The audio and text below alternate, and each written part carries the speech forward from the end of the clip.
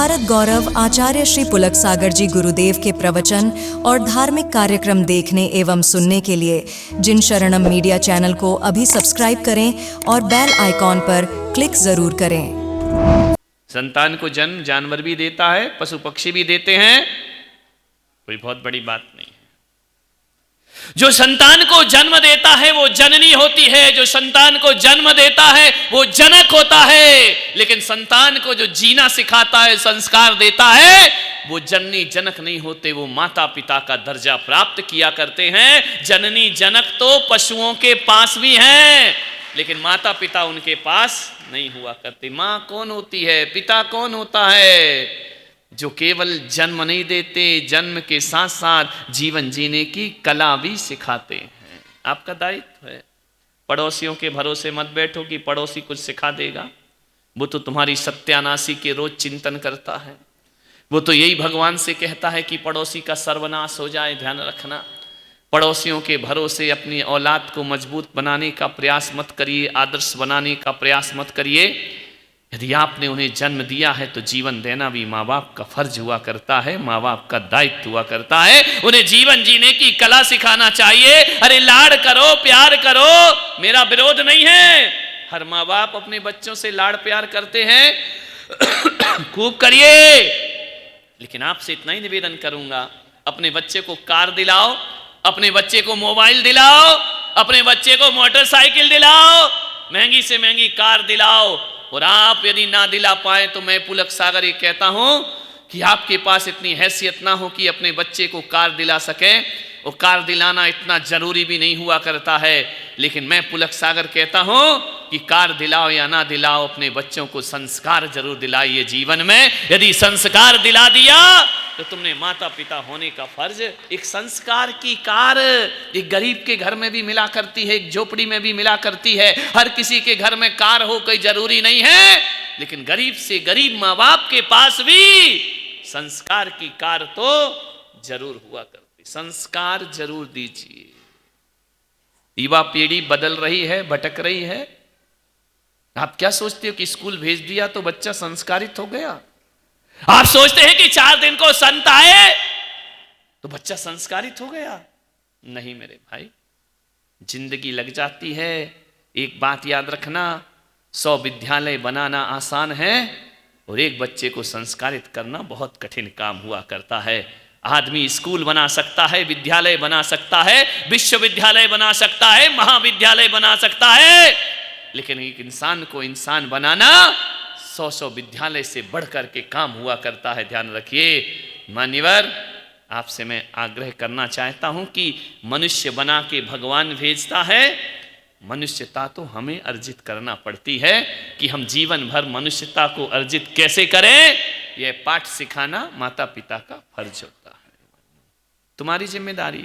बच्चा बिगड़ जाए तो पुलक सागर याद आता है, बच्चा बिगड़ जाए तो महाराज याद आते हैं। जब बिगड़ रहे थे तब महाराज याद नहीं आया करते हैं। बिगाड़ो तुम और सुधारे हम। वाह क्या बात है। सोचना, मैं तो अपनी ड्यूटी करूंगा, मैं तो अपना काम करूंगा ही करूंगा, मैं तो तुम्हारे बच्चों को सुधारने का प्रयास करूंगा ही करूंगा, लेकिन केवल मेरे प्रयास से जिंदगी में कोई परिवर्तन आने वाला नहीं है।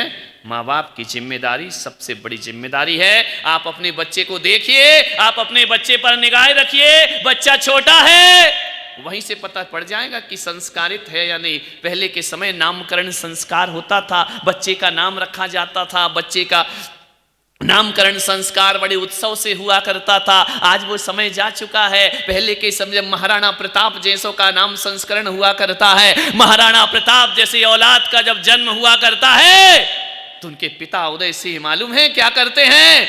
छोटे छोटे बच्चों को रख करके उनके सामने बहुत सारे सामान रखते हैं। वहाँ खिलौना भी रखा जाता है, वहाँ कपड़े भी रखे जाते हैं, वहाँ खाने पीने का सामान भी रखा जाता है, ऐशो आराम के सामान भी रखे जाते हैं, वहाँ अस्त्र शस्त्र भी रखे जाते हैं।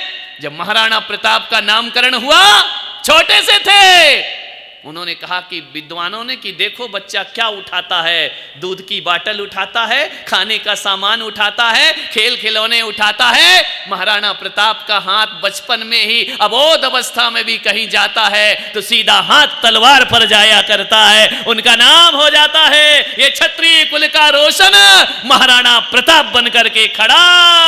ऐसी प्रवृत्तियां देखी जाती हैं। अपने बच्चों की प्रवृत्तियां देखो, छोटा सा बच्चा है, जब वो सामान पकड़ने लायक हो जाए तो देखना वो कौन सा सामान पहले पकड़ता है। ध्यान रखना, तलवार पकड़ेगा तो राज्य करेगा, पूरे देश की रक्षा में उसका हाथ उठेगा। खेल खिलौने पकड़ेगा तो घूमता रहेगा, यहां वहां टाइम पास करता रहेगा। कोई पुस्तक उठा लेता है वो विद्वान बन के खड़ा हो जाया करता है। विचार करना है आपको, अपने बच्चों का नामकरण ऐसे करना चाहिए, ध्यान रखना पड़ेगा। आपको सोचना है कि आपका बच्चा किसी को तकलीफ में देखकर उसकी आंख में आंसू आते हैं या नहीं आते हैं, ध्यान रखना। किसी की पीड़ा को देखकर तुम्हारे बच्चे का हृदय भरता है या नहीं भरता है, यह मां बाप को आकलन करना पड़ेगा, मनोविज्ञान को जीवन में उतारना पड़ेगा। कोई बच्चा तुम्हारा रोटी खा रहा है, दूसरा बच्चा रोटी छीन रहा है, तुम्हारा बच्चा रोटी देता है या उसे मना करता है, ध्यान रखना। इससे बच्चे की पूरे जीवन भर की कुंडली बन जाया करती है कि बच्चा आगे जाकर क्या बनेगा, ध्यान रखना, मानने सोचना। देखो बच्चे को, उसकी प्रवृत्ति क्या है, उसका नेचर क्या है, उसका जीवन कैसा है, वह कैसी जिंदगी जीना चाहता है। ये सारे गुण बचपन में ही दिखाई दे जाया करते हैं, मानने विचार करना है, सोचना है। तुम्हारे बच्चे के हृदय में संवेदनाएं होना चाहिए, सहृदयता होना चाहिए। तुम्हारे बच्चे के हृदय में दूसरों के दर्द में अपने हृदय में पीड़ा पैदा होना चाहिए।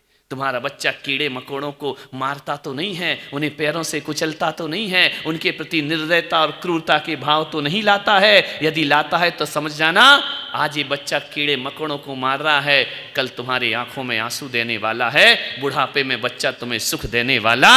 एक क्रूर संतान को तुमने जन्म दिया है, ध्यान रखना। माननीय निवेदन है आपसे।